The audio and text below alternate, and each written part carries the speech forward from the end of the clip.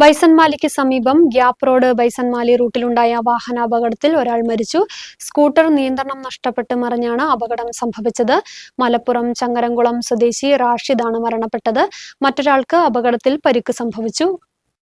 ഞായറാഴ്ച ഉച്ചയ്ക്ക് ശേഷമായിരുന്നു അപകടം നടന്നത്. മലപ്പുറത്തു നിന്നും മൂന്നാറിലേക്ക് വിനോദസഞ്ചാരത്തിനെത്തിയ സംഘത്തിൽപ്പെട്ട യുവാക്കളാണ് അപകടത്തിൽപ്പെട്ടത്. ശനിയാഴ്ച മലപ്പുറത്തു നിന്നും പുറപ്പെട്ട ഇവർ ആനയിറങ്കൽ അണക്കെട്ടുൾപ്പെടെ സന്ദർശിച്ച ശേഷം തിരികെ മടങ്ങുന്നതിനിടെ ഗ്യാപ് റോഡ് ബൈസൺമാലി റൂട്ടിൽ വെച്ച് റാഷിദും ഒപ്പമുണ്ടായിരുന്നയാളും സഞ്ചരിച്ച സ്കൂട്ടർ അപകടത്തിൽപ്പെടുകയായിരുന്നു. കുത്തിറക്കത്തിൽ വെച്ച് നിയന്ത്രണം നഷ്ടപ്പെട്ട സ്കൂട്ടർ റോഡരികിലെ ഏലത്തോട്ടത്തിലേക്ക് പതിച്ചു. ഉടൻ റാഷിദിനെ അടിമാലി താലൂക്ക് ആശുപത്രിയിലെത്തിച്ചെങ്കിലും ജീവൻ രക്ഷിക്കാനായില്ല.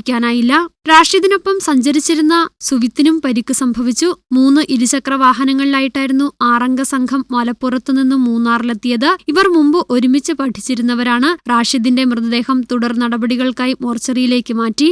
News bureau, Adimali.